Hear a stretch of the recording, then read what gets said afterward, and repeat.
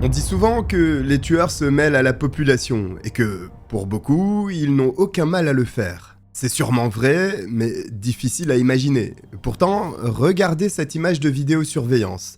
A priori, on ne voit que des gens sortir, certainement des employés d'une entreprise. On pourrait regarder 10 fois cette vidéo. 10 fois, on verrait la même chose, sauf que parmi ces personnes, il y en a une qui a commis un acte absolument terrifiant. Et la police va devoir trouver de qui il s'agit.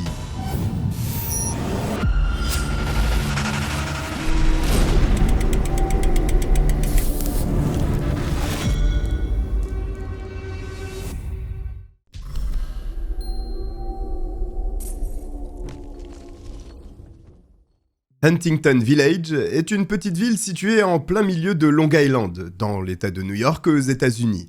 Beaucoup d'Américains connaissent le nom de cette commune, surtout les couples en réalité, parce que c'est un peu leur rêve de s'y rendre. Cela signifierait qu'ils s'uniraient pour la vie. Sauf en cas d'infidélité, de divorce, de problèmes d'argent, d'addiction aux jeux, de drogue, d'alcool. Bon, ce n'est peut-être pas certain que ce soit pour la vie, mais au moins, à Huntington Village, on peut faire de belles cérémonies de mariage. Des cérémonies qui coûtent une fortune et qui, peut-être, pourraient conduire à des tensions dans le couple, qui risquent de divorcer à force de se disputer, et au final, le mariage à des milliers de dollars, c'était de l'argent jeté par les fenêtres. Bon, j'arrête. Quoi qu'il en soit, cette petite ville est connue pour ses lieux accueillant les plus belles cérémonies de la région. Le cadre est très beau, au bord de l'océan, et si les couples peuvent se le permettre, ils n'hésitent pas une seule seconde. L'été est la saison des mariages, et en 2009, Annie Lee, une jeune femme de 24 ans, s'apprête à réaliser son rêve, célébrer son mariage grandiose.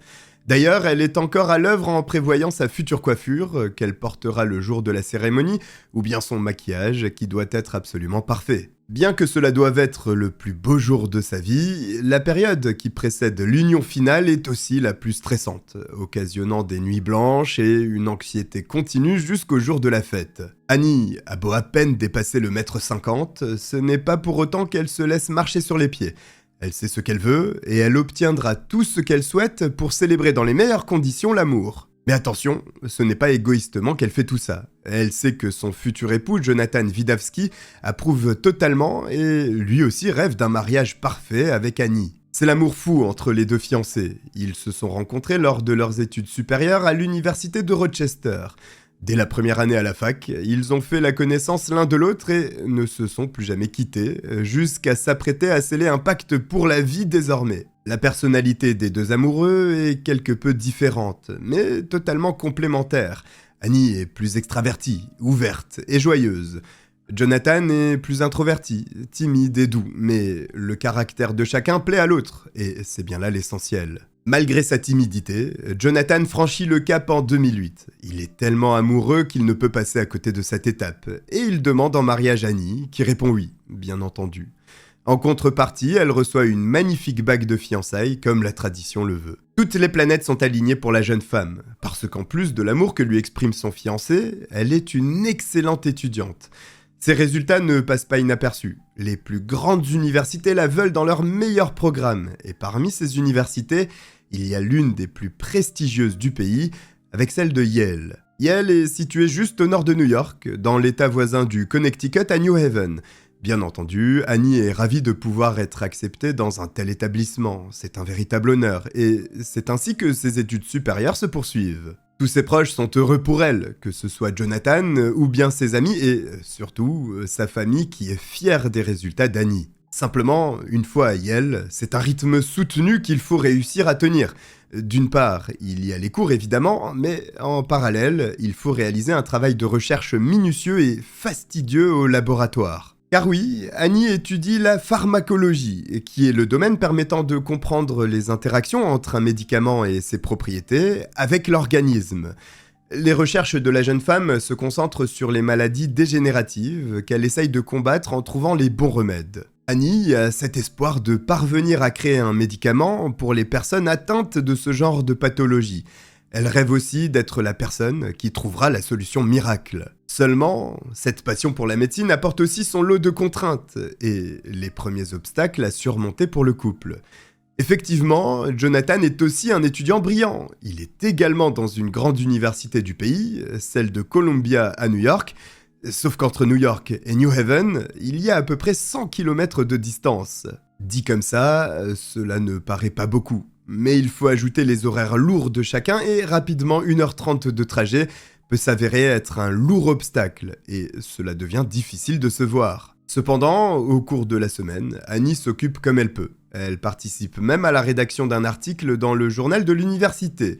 Elle rédige quelques lignes sur l'importance d'être en sécurité sur le campus, surtout s'agissant des femmes. D'après l'article d'Annie, elles doivent prendre soin de leur sécurité, ne pas la négliger, encore plus si elles devaient être amenées à traverser le campus seules la nuit. La jeune femme de 24 ans préconise même de sortir avec un ami, quoi qu'il en coûte. Annie est absolument bienveillante, et cela fait partie de sa nature. Mais pourquoi rédiger un tel article ? Le campus de Yale n'est pas l'un des plus dangereux des États-Unis. Ceci dit, les malheurs peuvent survenir à n'importe quel endroit et à n'importe quel moment. Si vous êtes abonné à cette chaîne, vous devez certainement le savoir. Tiens, puisque l'on parle de s'abonner, n'hésitez pas à le faire si vous appréciez ce genre de contenu. Annie et Jonathan vivent donc une relation avec une mini-distance, mais ils s'appellent tous les soirs et à aucun moment le couple ne flanche ou ne perd en communication. Certes, discuter à travers le combiné d'un téléphone ne remplace pas le contact physique nécessaire dans toute relation amoureuse, mais heureusement, pour ça, il y a les week-ends. Chaque fin de semaine, le couple se retrouve et prend bien soin de passer le plus de temps ensemble durant ces précieuses heures, avant d'être à nouveau séparés. Puisqu'ils ne se voient que 2 jours sur 7, ils s'assurent de ne pas s'ennuyer. Ils enchaînent les balades en nature, vont voir des matchs de baseball à New York. D'ailleurs, ils deviennent totalement accros à ce sport. S'ils ne peuvent pas aller au match, ils regardent le match à la télévision. S'ils sont séparés, ils regardent les matchs ensemble en visio sur Skype. Ainsi la vie avance, le bonheur grandit, mais surtout, la date fatidique du mariage approche, et Annie doit à présent gérer sa vie sur énormément de fronts. Les études, les recherches, l'entretien de sa relation avec son fiancé, et surtout, la gestion de l'événement le plus important de leur vie. C'est une pression phénoménale qui s'abat sur les épaules de cette jeune femme. Alors évidemment, Jonathan est impliqué, mais il subit tout autant qu'elle. Le mardi 8 septembre 2009, la cérémonie est toute proche. Le mariage doit avoir lieu dans 5 jours, le dimanche qui arrive. Sauf qu'un événement remet en question la fête, et cet événement, c'est la disparition de la mariée, Annie. Ce mardi 8 septembre, justement, Annie aurait dû se rendre au laboratoire afin de poursuivre ses recherches expérimentales, mais elle n'est pas venue. Surtout, elle n'a communiqué à personne son absence, ce qui est très étonnant pour une doctorante à l'université de Yale. C'est même un comportement absolument rarissime. Mais cela peut arriver.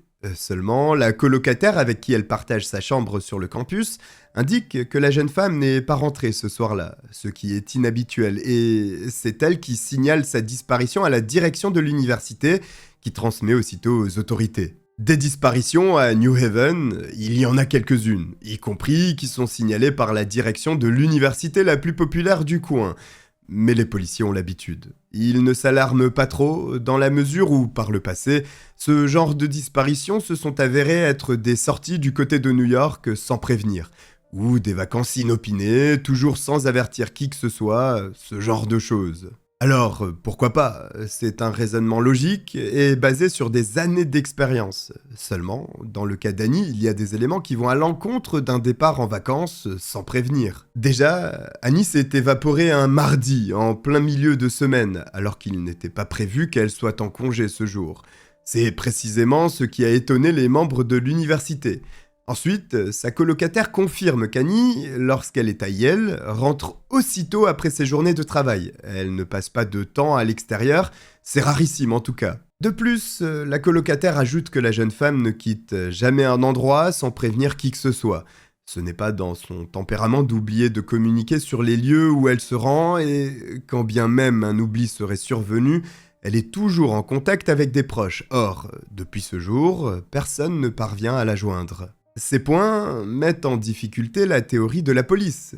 D'un autre côté, la sécurité sur le campus de l'une des plus importantes universités du pays est très prise au sérieux, et les affaires d'enlèvement ou même des agressions sont extrêmement rares, voire même inexistantes. En plus de cela, il y a des agents de sécurité, une foule constante, ainsi que des caméras de surveillance absolument partout. Et ça, tout le monde le sait. ce qui réduit les chances pour qu'un acte criminel soit commis, mais aussi pour qu'une personne disparaisse ainsi, sans laisser la moindre trace. C'est alors que l'hypothèse la plus probable survient dans l'esprit des proches d'Annie, mais aussi de la police. La jeune femme a peut-être tout simplement craqué sous le poids de toutes les responsabilités qui pèsent sur elle. La tête sous l'eau en devant gérer ses études, ses recherches et son mariage, cela a pu conduire à une fatigue mentale extrême, amenant Annie à prendre une décision radicale pour son bien-être, une disparition. Les études à Yale sont aussi prestigieuses que dures et exigeantes. Elle ne serait pas la première étudiante brillante à s'épuiser mentalement de la sorte.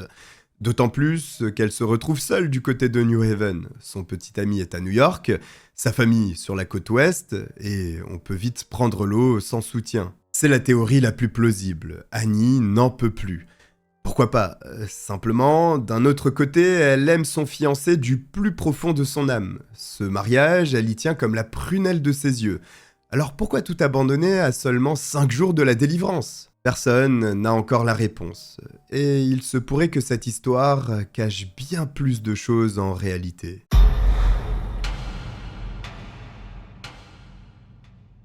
Cinq jours avant le plus beau jour de sa vie et son mariage, Annie Lee vient de disparaître. Les autorités pensent que la pression qui pèse sur ses épaules depuis plusieurs mois est la cause de cette disparition aussi soudaine que surprenante. Sauf qu'à présent, cela fait 24 heures que personne n'a de nouvelles d'Annie. Aucun de ses proches, aucun de ses amis et aucun de ses collègues ou professeurs. Que la jeune femme disparaisse quelques heures pour s'isoler, c'est envisageable. En revanche, qu'elle change drastiquement son habitude d'être toujours en contact avec les gens qui l'entourent, c'est curieux, mais surtout inquiétant. C'est ce qu'essaye de faire comprendre la famille aux policiers qui ont du mal à mettre dans la balance l'hypothèse criminelle, surtout au regard des événements qui ont précédé. Il faut se placer du point de vue des autorités. Les effectifs ne sont pas suffisants pour suivre chaque disparition. D'autant plus que dans 80% des cas, les personnes s'étant volatilisées réapparaissent d'elles-mêmes. Dans le cas d'Annie, cela ne fait que 24 heures, et un motif plausible vient expliquer cette absence prolongée. Cependant, sans que des recherches ne soient lancées, des agents se rendent au laboratoire où travaille Annie, puisque c'est là-bas qu'elle aurait eu ses derniers contacts avant de s'enfuir.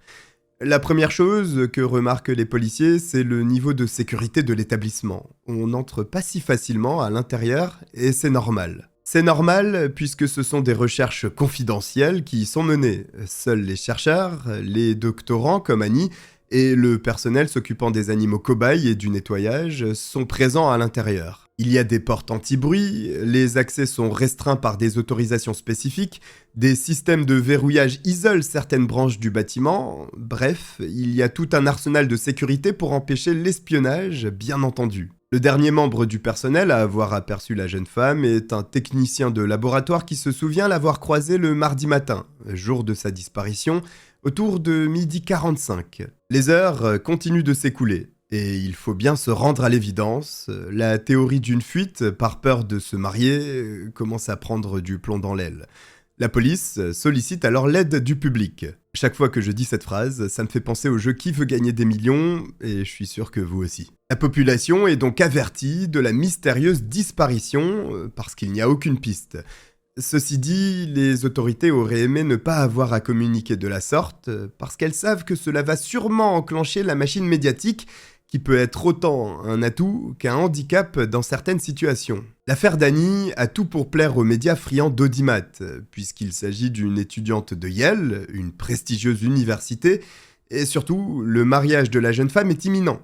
Tous ces éléments permettent d'émettre nombre d'hypothèses et captiver les spectateurs, auditeurs et lecteurs. C'est triste à dire, mais c'est un fait. Si Annie avait été une prostituée d'un quartier des bas-fonds de New York, personne n'aurait prêté attention à sa disparition. Ce qui montre tout de même que la vie humaine n'est pas traitée de la même façon selon les conditions sociales, mais ça on le savait finalement. Quoi qu'il en soit, un avis de disparition est transmis aux différents médias qui le partagent aussi largement que possible. Ce que craignaient les policiers vis-à-vis des médias se concrétise. L'affaire est montée en épingle, et des journalistes se rendent même chez les amis de la disparue pour les questionner. Afin d'avoir toujours du grain à moudre, d'être en avance sur les concurrents, ces derniers demandent ouvertement si Annie aurait réellement pu s'enfuir à cause du mariage, ou si elle n'aurait pas plutôt fait l'objet d'un enlèvement, si son fiancé pourrait être impliqué. Tout ce qui pourrait apporter du sensationnalisme est mis sur la table. Qu'Annie soit une mariée en fuite ou non, il est impossible de le savoir. Les journalistes n'obtiennent pas ce qu'ils sont venus chercher, tout simplement parce que personne n'a aucune idée de l'endroit où Annie se trouve. La police, quant à elle, commence à avoir une petite idée. En approfondissant le profil d'Annie, les enquêteurs se rendent compte qu'il est peu probable que cette dernière se soit échappée ainsi. Annie est une femme qui planifie chaque détail. Elle est ponctuelle, elle dit toujours aux gens qui l'entourent ce qu'elle fait ou ce qu'elle a prévu. Réagir par impulsion, cela ne fait pas réellement partie de son caractère. Par conséquent, les forces de l'ordre revoient leur jugement sur ce qui a pu se produire et placent désormais tout en haut l'hypothèse de l'acte criminel. Cette hypothèse est confortée lorsque les enquêteurs fouillent le bureau d'Annie, qui se trouve dans un bâtiment annexe à celui du laboratoire. Là-bas, le portefeuille ainsi que le téléphone portable de la jeune femme sont découverts. Ce qui n'est pas bon signe parce que cela réduit les chances qu'Annie ait décidé de fuir volontairement. On n'abandonne pas ces objets précieux lors d'une fuite volontaire. Le téléphone éventuellement, et encore, mais le portefeuille avec une pièce d'identité, une carte de crédit, de l'argent, cela devient suspect. Cette découverte enterre définitivement la théorie de la disparition à cause d'un mariage imminent et d'une charge émotionnelle trop dure à supporter. Très bien, mais alors que s'est-il passé ? Cela fait 48 heures que la jeune femme a disparu des radars, mais aucune piste ne s'est encore présentée. Le FBI est alors contacté pour aider la police locale à résoudre ce mystère. Annie est peut-être en danger et il faut des éléments pour avancer. L'agence fédérale ne fait pas les choses à moitié en installant un poste de commandement directement sur le campus de l'université de Yale. C'est un dispositif absolument inédit.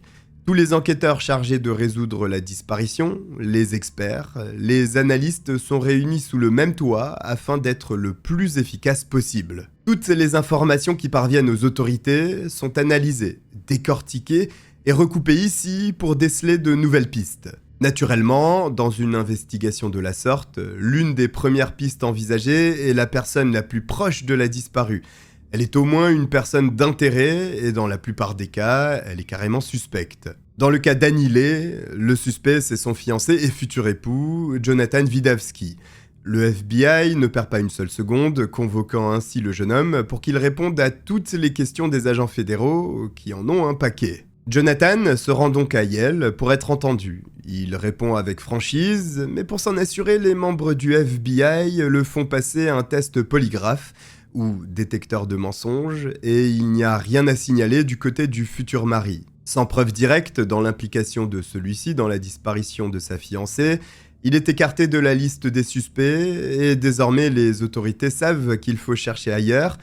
Mais ailleurs, cela veut dire que chaque personne présente sur le campus de l'université de Yale pourrait être suspecte. Sauf qu'il s'agit du campus de l'une des plus prestigieuses universités des États-Unis, avec des centres de recherche particulièrement sensibles, ce qui signifie que la sécurité est déployée à un niveau extrême. Il y a de la vidéosurveillance absolument à chaque recoin du campus. Ceci est une arme redoutable pour comprendre les mouvements d'Annie, ce fameux mardi, jour où elle a disparu. Le laboratoire où travaille la jeune femme ne fait pas exception à la règle de la sécurité.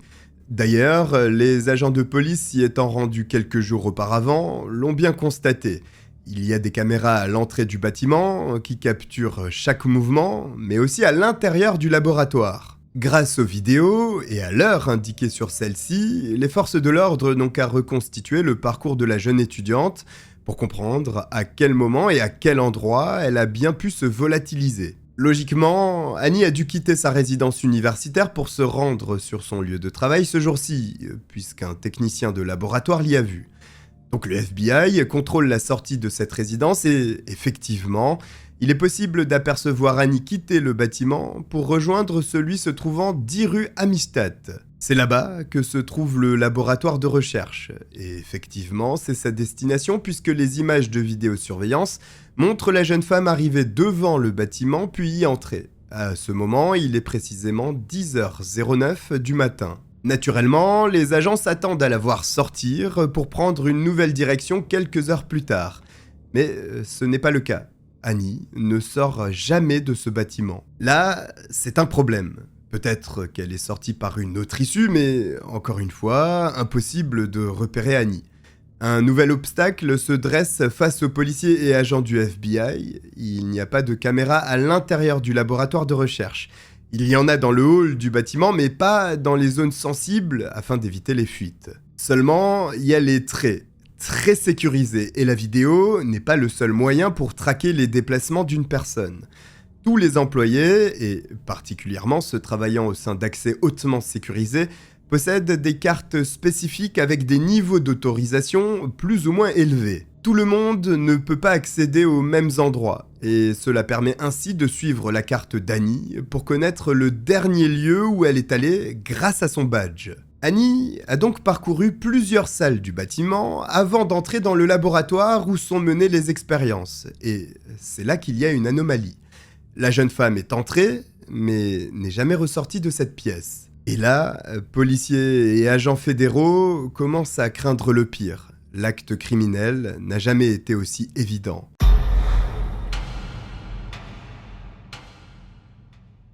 Annie Lee a disparu depuis plus de 48 heures. Les policiers et les agents du FBI travaillent main dans la main pour percer le mystère de cette disparition. Ils ont découvert que le dernier endroit où s'était rendue la jeune femme était son laboratoire. Ils savent également qu'elle n'en est jamais ressortie. Toutes ces informations ont été glanées grâce aux caméras de vidéosurveillance sur le campus de Yale et au badge d'accès d'Annie qui laisse une trace de chacun de ses passages. Le jeudi 10 septembre 2009, il ne reste plus que 3 jours avant la cérémonie de mariage devant lier Annie et Jonathan, son petit ami pour la vie. Mais les autorités doutent que cette célébration se produise dans la mesure où elles suspectent un acte criminel commis à l'égard de la jeune femme. Cependant, cela ne reste qu'une hypothèse, puisqu'Annie reste introuvable. Ce qui est paradoxal, parce que les enquêteurs savent où elle est, dans son laboratoire, puisqu'à 10h11, sa carte d'accès a déverrouillé cette salle pour la laisser entrer. C'est presque certain pour les inspecteurs qu'un acte criminel a été commis. Simplement, il se pourrait qu'Annie soit encore en vie. Peut-être que quelqu'un la retient pour demander une rançon, le jour du mariage. Peut-être qu'elle a été exfiltrée du laboratoire en toute discrétion. Toutes les pistes doivent être envisagées. Les enquêteurs se séparent donc en 2 équipes. La première part interroger les membres du personnel du laboratoire, pendant que la deuxième se charge d'entendre la famille et les amis d'Annie pour déceler un indice éventuel. Les inspecteurs se concentrent sur la vie personnelle de la jeune femme, parce que manifestement, un élément crucial leur manque, et un lien avec cette disparition est évident, le mariage. Cela ne peut pas être une coïncidence que cette jeune femme disparaisse à seulement 5 jours de la date fatidique.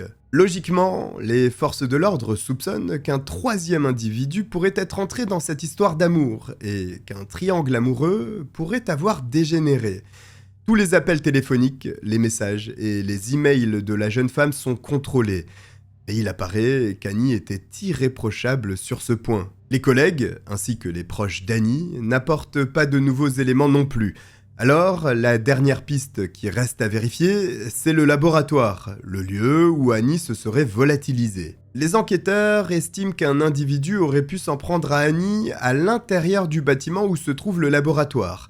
Cette pièce est donc désormais considérée comme un lieu de crime. En parallèle, les policiers contrôlent à nouveau la vidéosurveillance donnant sur l'entrée du bâtiment. Vers midi, ils remarquent que presque tout le personnel quitte le bâtiment. Certains se bouchant les oreilles. Ce n'est pas la pause déjeuner qui vient de sonner, mais l'alarme incendie qui retentit. De nombreuses personnes sont en train d'évacuer l'immeuble. Des groupes entiers quittent la structure, et comme Annie n'est pas très grande, il se pourrait qu'elle se trouve au milieu de l'un de ces attroupements. La police scrute attentivement, des heures durant, chaque vidéosurveillance de chaque sortie pour s'assurer de trouver Annie. Mais impossible de la voir sur ces images. Si la jeune femme n'est pas capturée par les caméras contrôlant la sortie du personnel, comment a-t-elle fait pour quitter le bâtiment en toute discrétion? Ou la personne lui voulant du mal? Eh bien, il y a peut-être un moyen. Depuis le début, les forces de l'ordre supposent qu'Annie ou son agresseur auraient pu passer les portes menant à l'extérieur du bâtiment, mais la jeune femme est très légère, petite de taille. Autrement dit, il est facile de déplacer son corps. Pour être discret, il se pourrait qu'un meurtrier se soit débarrassé de sa victime en la jetant aux ordures. Personne ne vérifie les poubelles après tout. Mauvaise nouvelle, des déchets ont déjà quitté les lieux. L'équipe de recherche fait donc son maximum pour comprendre où ceux-ci ont pu être envoyés. Il y a 4 endroits différents en tout, parce que les ordures sont de différentes natures. Les déchets ordinaires, ceux d'origine animale, les carcasses d'animaux et les produits recyclables. Chaque centre de tri où sont envoyés ces déchets est contrôlé par les enquêteurs. Simplement, il n'y a pas de traces de son corps, pas de sang, pas de vêtements lui appartenant manifestement. Annie n'est pas sortie par la voie des poubelles. C'est une bonne chose au final, parce que la possibilité que la jeune femme soit encore en vie reste plausible. Mais où est-elle dans ce cas ? Cela fait 4 jours à présent qu'Annie a disparu. Il est impossible de lui mettre la main dessus. Le samedi 12 septembre au petit matin, à 3 ou 4 heures, les agents du FBI sont toujours dans le bâtiment au niveau du laboratoire pour comprendre ce qui a bien pu se produire ici. Les agents retracent les mouvements de la jeune femme. Elle est entrée à 10h09, ensuite elle s'est rendue dans une première salle, la G13 à 10h11, puis une seconde, la G23, 2 minutes plus tard. Mais c'est la G22 qui intéresse les enquêteurs parce que là-bas, il y a eu 11 mouvements avec la carte d'Annie en très peu de temps, ce qui est anormal. La pièce est scrutée de fond en comble, mais les agents sur place ne savent pas trop ce qu'ils doivent chercher dans la mesure où cette salle est en réalité une sorte d'espace de stockage. Il y a des boîtes empilées, des chariots en acier et des étagères, mais rien de vraiment précieux ici. Seulement, ces 11 mouvements travaillent les agents du FBI qui décident alors d'éteindre les lumières de la pièce. Ils vont chercher à l'aide de leur lampe de poche. Pourquoi font-ils ça ? Eh bien pour une bonne raison. Ils supposent que s'il y a un indice, il se trouve sûrement au sol. Or, dans le noir et avec simplement les lampes, si un objet se trouve par terre, il créera une ombre et il sera bien plus facile de le détecter. C'est parti pour une séance de fouilles minutieuse mais harassante. Il faut se mettre à genoux et observer le moindre recoin de la pièce, même les plus inaccessibles, et puis le voici. Voici l'indice tant attendu. Une perle de couleur brune. Cela rappelle une chose aux agents. Ils vont donc vérifier, et c'est bien ce qui leur semblait. Sur la vidéo montrant Annie arrivant au laboratoire, le matin de sa disparition, elle porte un collier de perles marron. Il est quasiment certain que cette perle lui appartienne, et que, par conséquent, elle soit encore ici entre ces murs.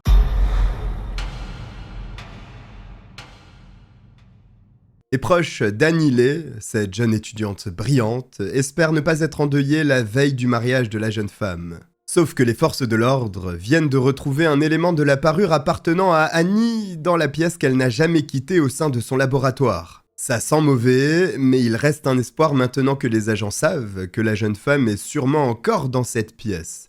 Les enquêteurs frappent sur les parties métalliques des meubles, des armoires ou des placards, peut-être qu'Annie est coincée à l'intérieur. Ils tapent, puis font le silence complet, pour essayer de déceler un bruit en retour, une sorte de réponse.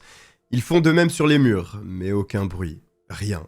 Ils crient alors son nom, il y a une chance pour qu'elle soit retenue captive, alors les agents font tout pour la retrouver, mais sans succès. Le pire est encore à venir. Après avoir trouvé la perle, les agents décident de bouger tous les meubles, les chariots, tout ce qui est en place pour vérifier les murs, le sol et tout ce qui peut être contrôlé. En déplaçant un chariot, il apparaît que l'un des murs blancs de la pièce est tapissé de fines gouttelettes de sang au ras du sol. Les enquêteurs ne sont pas des médecins légistes, mais leur expérience leur permet de comprendre que ces projections proviennent certainement d'un endroit comme la bouche. À présent, ils n'ont plus trop d'espoir de retrouver Annie en vie, mais ils veulent faire le clair sur cette histoire. Le bâtiment entier est évacué. Il devient officiellement un lieu de crime et il est verrouillé à tous les employés, peu importe leur statut. Le FBI vérifie l'identité de chaque personne ayant utilisé sa carte d'accès le matin de la disparition de la jeune femme. Une nouvelle fois, c'est une tâche extrêmement compliquée, mais finalement, après un tri, la liste des suspects est rapportée à 3 membres du personnel du laboratoire, 2 employés d'un prestataire externe et un technicien de laboratoire. Les 2 salariés du prestataire externe sont convoqués pour un interrogatoire, mais rapidement, ils sont écartés de la liste des suspects, des témoins leur fournissant un alibi solide. Il ne reste plus qu'un seul nom, celui du technicien de laboratoire qui est aussi la dernière personne à avoir vu vivante Annie Lay le mardi à 12h45. Évidemment, lui aussi s'apprête à être convoqué pour un interrogatoire. Le deuxième en réalité parce qu'il avait déjà été interrogé par les policiers au sein du bâtiment et il avait répondu qu'il n'avait aucune idée de l'endroit où Annie pourrait bien être. Il avait simplement expliqué l'avoir aperçue ce jour. Il avait indiqué que ce mardi, ils s'étaient croisés en échangeant des banalités entre collègues. Il n'y avait aucun soupçon à l'époque à son égard puisque, d'une part, il n'y avait aucune piste et, d'autre part, il n'apparaissait pas du tout nerveux, ni craintif de parler aux policiers. Mais en reprenant sa première déposition, les enquêteurs remarquent que rien ne colle. Il a dit avoir croisé Annie Lay le mardi à 12h45 au retour de sa pause déjeuner, et qu'à ce moment, elle quittait les lieux pour le reste de la journée. Mais avec les vidéos, les policiers savent que c'est faux et qu'il ment. Les forces de l'ordre contrôlent alors les mouvements de Raymond Clark et constatent qu'il s'est trouvé dans la même pièce qu'Annie au même moment et qu'après ça, la carte d'Annie n'a plus fonctionné, tandis que la sienne continuait d'ouvrir d'autres pièces. La vidéosurveillance est de nouveau utilisée pour observer Raymond Clark. Quand l'alarme incendie s'est déclenchée, il est sorti du bâtiment comme tout le monde. Il a traversé la rue pour se rendre à un endroit où il y a des marches. Il s'est installé sur ces marches, puis s'est pris la tête dans les mains. Et ce comportement est plus qu'incriminant pour les enquêteurs. Avant son interrogatoire, Raymond Clark est surveillé pendant que les policiers récoltent des informations sur le suspect. Il n'y a pas grand-chose à savoir sur lui. C'est un jeune homme dans la vingtaine avec une vie tout à fait ordinaire, presque ennuyante. Il n'a pas de passé criminel et n'est pas une personne violente. Une équipe de police continue de le surveiller pendant qu'une autre se concentre sur le bâtiment où le crime aurait pu être commis pour récolter encore plus d'indices s'il y en a. Le moindre centimètre carré est exploré, y compris les faux plafonds de chaque pièce. C'est dans l'un de ces faux plafonds que des pièces incriminantes sont découvertes. Il s'agit d'un gant bleu, ensanglanté, et d'une chaussette, elle aussi tachée de sang. Les policiers comprennent qu'une personne a tenté de dissimuler ces éléments de preuve cruciaux. Les enquêteurs sont sur la bonne piste, et ils ne vont rien lâcher. Le dimanche 13 septembre 2009, c'est le jour J. En tout cas, ce qui aurait dû être le jour J pour Annie et Jonathan. Un mariage, une célébration grandiose et un amour pour la vie. Mais au lieu de cela, c'est dans les locaux d'un laboratoire que des agents s'agitent pour trouver un cadavre, celui de la future mariée. Avec la perle du collier d'Annie, les projections de sang découvertes dans la même salle et ce gant ainsi que cette chaussette ensanglantée, les enquêteurs ne sont pas naïfs et ils s'attendent au pire, mais il faut résoudre cette affaire. Il est 7h du matin. Les agents n'arrêtent pas leurs recherches depuis plusieurs jours à présent dans l'immense bâtiment. L'un des policiers se trouve au niveau des toilettes. Quand il entre dans la pièce, une légère odeur lui saute au nez. Mais elle ne se trouve qu'à un endroit précis, au ras du sol. L'inspecteur reconnaîtrait cette odeur parmi un millier. Il s'agit de celle d'un cadavre en décomposition. À genoux, il remarque une trappe métallique permettant d'accéder aux canalisations des toilettes. Il l'ouvre et voit du sang sur la face intérieure de la petite porte. Le policier observe alors le cadre de la trappe et remarque que des vis sont manquantes. Mais il y a aussi beaucoup de poussière et de plâtre. Il s'est produit quelque chose ici. Dans ces canalisations, il y a de la laine de verre, cette matière jaune qui permet d'isoler. Elle est retirée délicatement et c'est le corps d'Annie qui apparaît alors. Elle a été placée ici, la tête la première, c'est-à-dire que ce sont ses pieds que les policiers aperçoivent en premier quand ils ôtent la laine de verre. La dépouille de la jeune femme repose donc tête vers le bas dans les canalisations des toilettes d'un bâtiment, le jour même où elle devait se marier. C'est d'autant plus terrible que ce sont dans ces conditions que les autorités doivent prévenir la famille qu'Annie est décédée et qu'elle a été assassinée. Les enquêteurs notent qu'elle est en partie dévêtue. C'est une découverte choquante, même pour les policiers les plus expérimentés. Bien qu'Annie ne soit pas très grande et assez fluette, cette trappe est toute petite. Le tueur a forcé pour faire entrer le cadavre en brisant de nombreux os de la victime.